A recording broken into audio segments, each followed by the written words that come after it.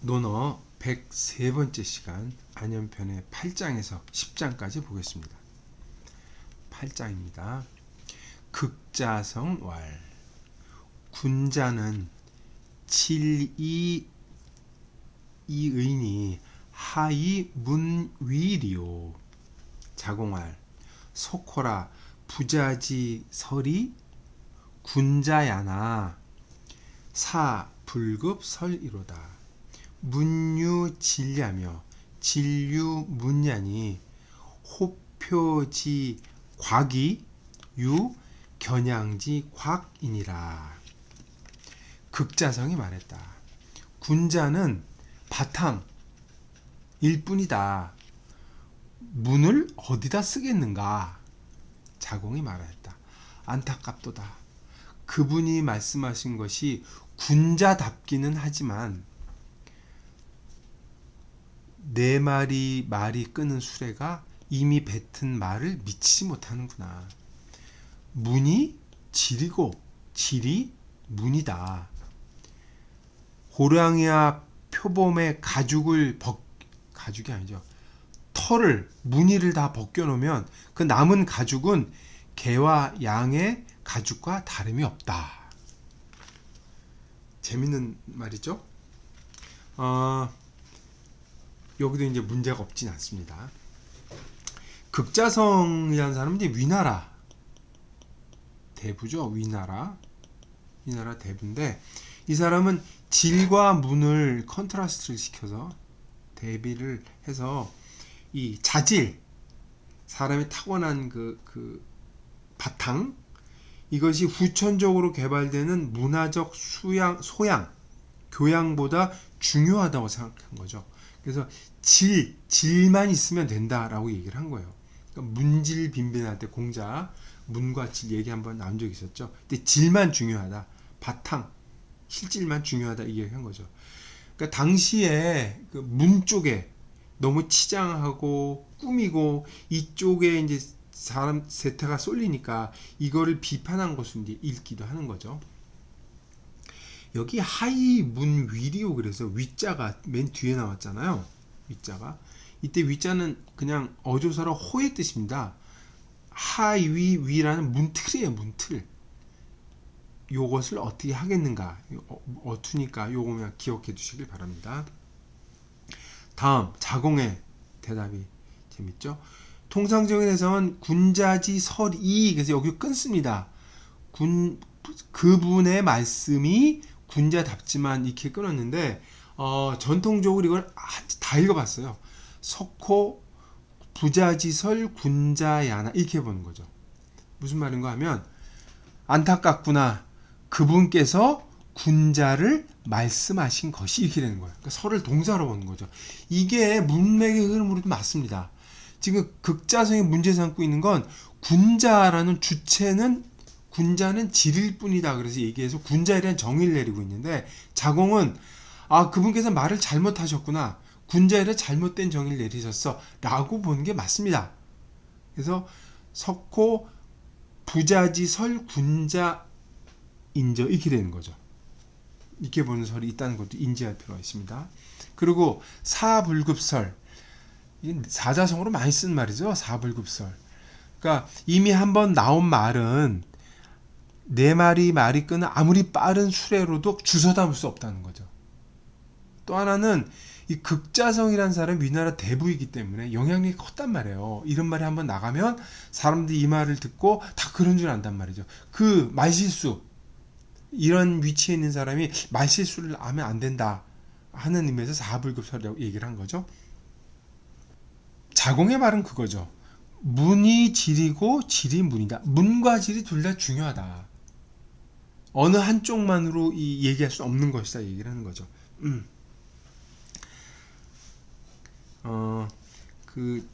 뭐라 그러죠? 그러면서 이제 여기 곽자 어려운 글자가 나왔죠. 요거는 가죽 격자가 있죠. 보통 이제 이렇게 쓰기도 합니다. 그러니까 털을 다 제거한 가죽이죠. 그러니까 털을 다 깎아 놓으면 호랑이나 표범이나 개나 양이나 다름이 없다. 뭐 이런 얘기죠. 그러니까 문은 가죽에 있는 무늬와 같아서 지레한 가죽도 필요하지만 문이라고 하는 그 겉에 있는 것도 필요하다 이런 얘기를 하는 거죠. 이거를 이제 문질 빈빈을 우리 알고 있기 때문에 그 일반적인 진술로 뭐 들을 수가 충분히 있죠. 근데 이거를 자공이 말한 게 그 문화적 소양을 중시하는 그걸 이렇게 약간 균형을 맞추기 위해서 얘기한 거긴 하지만 자공의 매력과 결핍해서 읽는 사람들이 있어요. 무슨 얘기인가 하면 자공은 불수명, 명을 받지도 않고 화식원이라 재산을 늘린 사람이란 말이에요. 즉 자신의 노력과 이 세상의 흐름을 읽는 능력으로 이 재산을 불리고 성공한 사람이란 말이죠. 즉 문화적 소양이라고 할 수 있는 자신에 대한 능력이 이 사람은 있었던 거예요. 그 믿음을 바탕으로 해서 이런 말을 했다고 보는 것이죠. 그거 관련이 없이 그 육아의 용어를 써서 좀 개념화시키면 예 있잖아요. 육아에서 중요 여기는 예는 근본이 없으면 쓸 수가 없습니다. 그리고 또 문체가 없으면은 실행이 되질 않아요. 육아의 근본적인 사고 방식은 이 예에 두고 있는데 얘는 본이라고 하는 질과 문이라고 하는 이 문을 둘 다 중요시 여기기 때문에 육아들로서는 이 극성자의 말에 대해서 이 상당히 그 퍼센트가 있을 수밖에 없는 거죠. 자, 정리를 명확히 하겠습니다. 극성자는 문을 버린 거예요. 지금 질만 얘기한 겁니다. 여기에서 자공의 답변은 둘 다 필요하다는 거죠. 자, 구장을 한번 보겠습니다. 애공이 문어 유약왈 연기하야 용 부족하니 여지하오 유약대왈 합철호이까 임금이니까 합철호 신이니까 극존칭을 해야겠죠. 왈 이도 오유 부족이오니 여지하 기철야리요.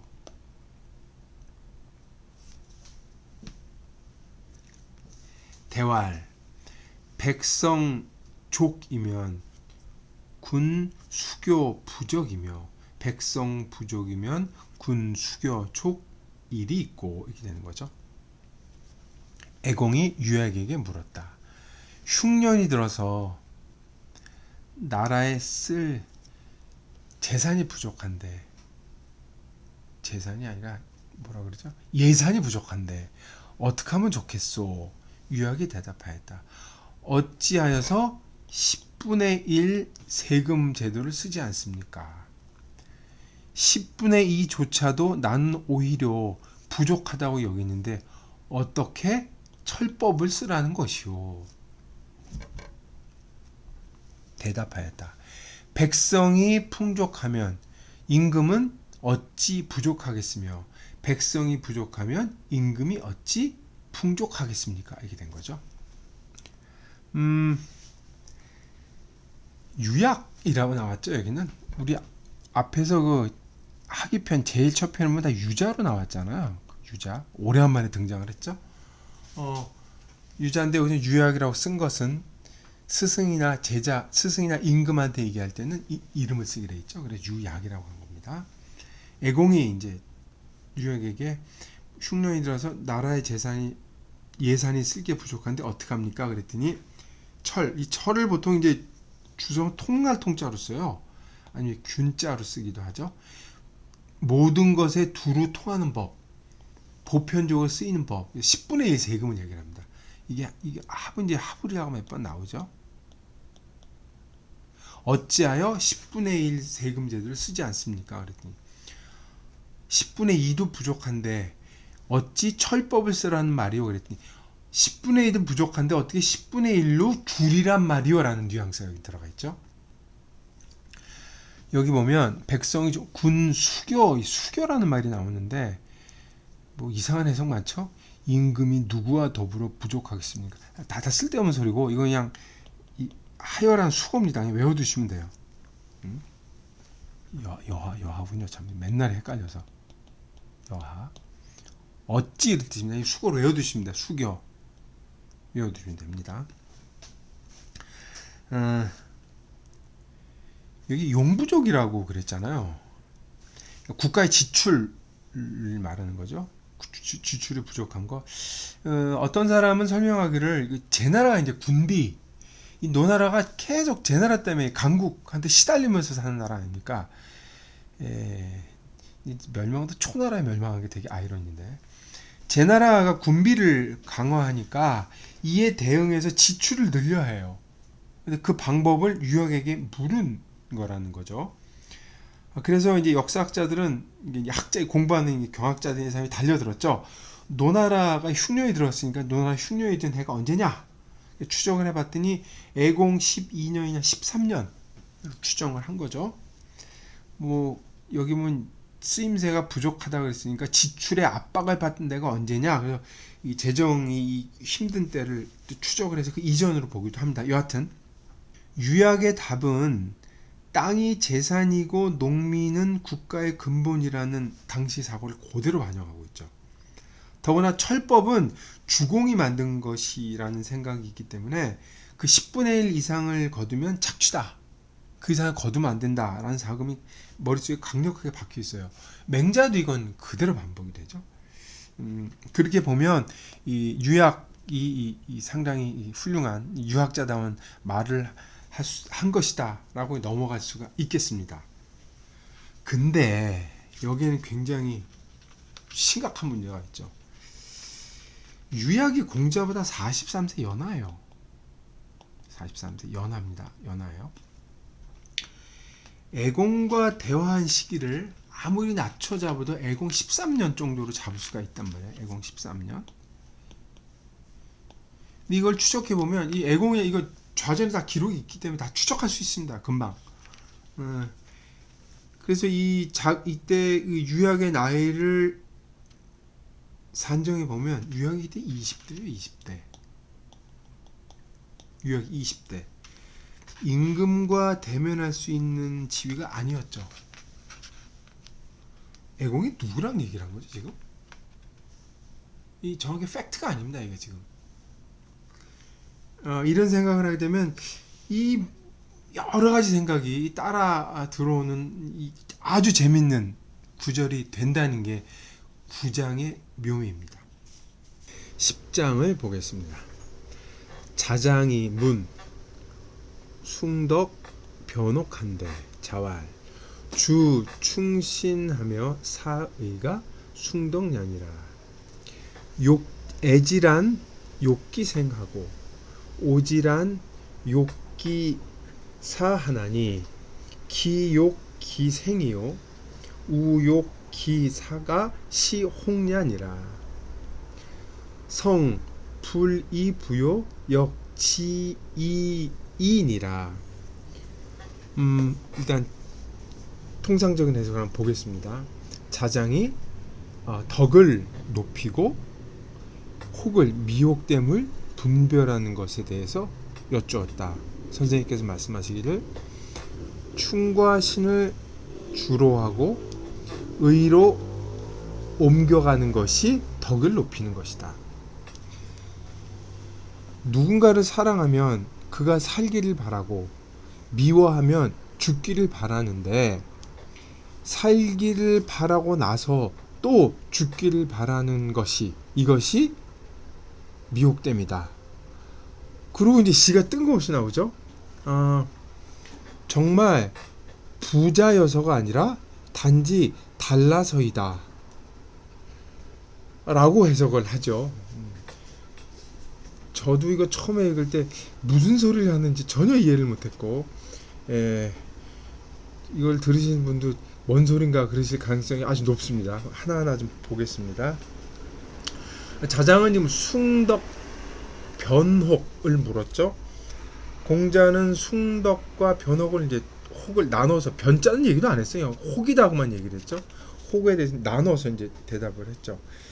숭덕은 덕성, 인간의 잠재력 아니면 자질을 제고하는 것, 높이는 방법을 물은 것이니까 뭐 큰 문제는 없는 것 같아요. 공자의 답변은 충과 신을 주로 하고, 이때 주로 한다는 건 이제 친하다는 거죠. 춤과 신을 늘 몸 가까이 두고 몸으로 실천해야 된다는 얘기죠.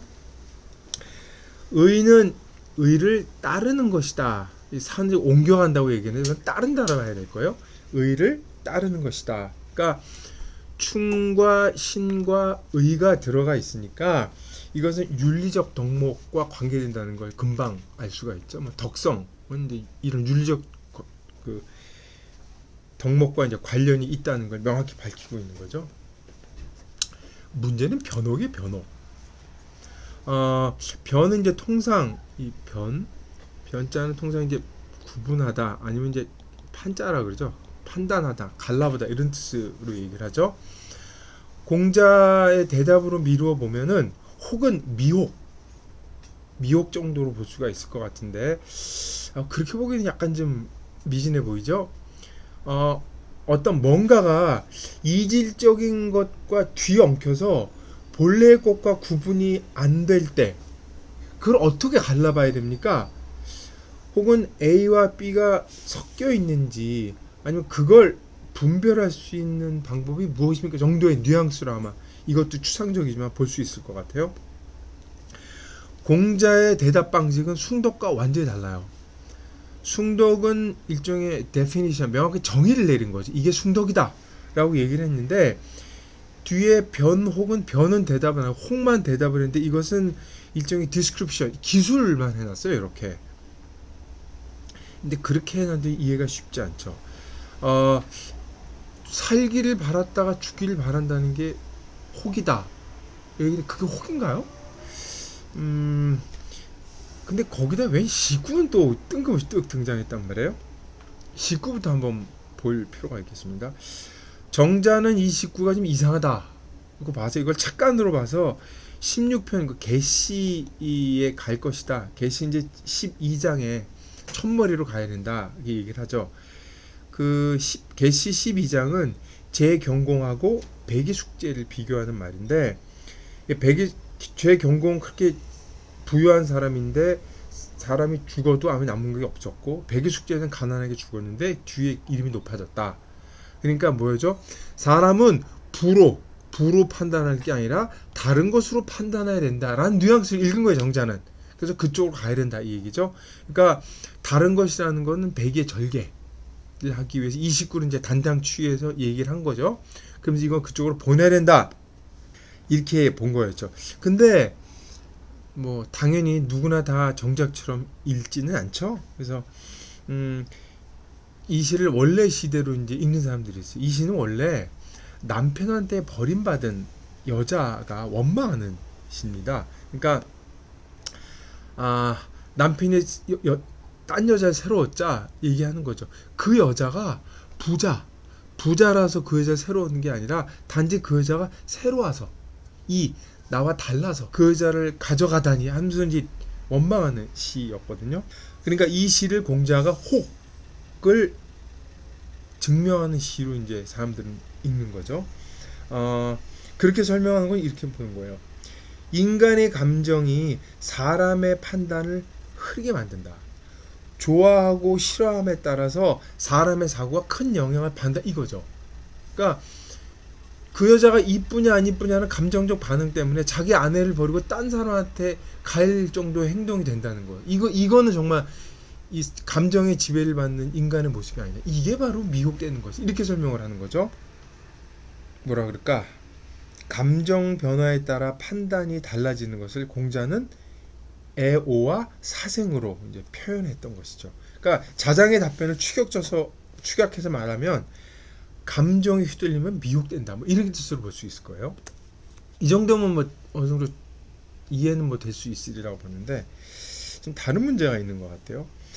자장은 숭덕 변혹이라 그래서 사자성어처럼 물었죠. 여기 덕과 혹이 지금 운이 맞아요.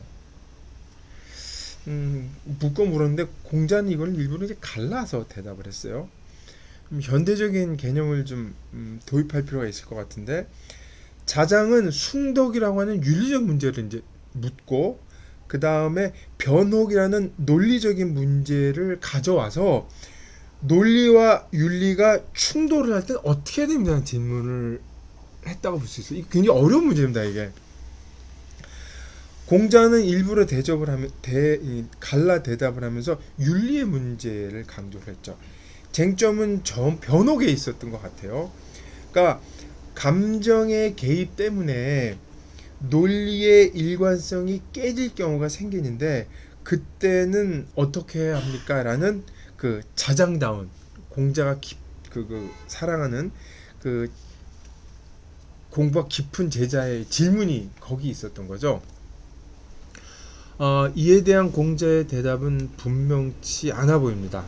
다만 감정의 혼란이 문제가 될 수 있었던 것은 명확히 인지를 하고 있었던 것 같아요. 공자도. 그러나 논리 문제보다는 실천 문제로서 윤리에 더 관심을 쏟고 있다는 걸 알 수가 있죠. 그러니까 주충신 사의에서 사의할 때 사라는 동사는 몸소 실천해야 된다라는 걸 강조에 의해서 일부러 쓴 말로 아마 이해를 해야 되지 않을까 싶습니다.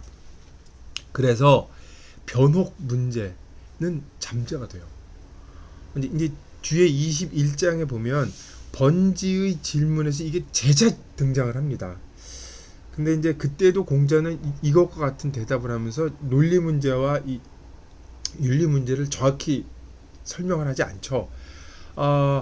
후에 공자 사후에 묵자에 가서 이 문제는 논리학이라든 주요 학문 방법으로 정교화되죠.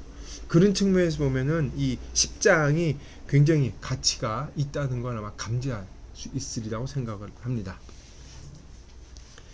이상 103번째 강의를 마치겠습니다.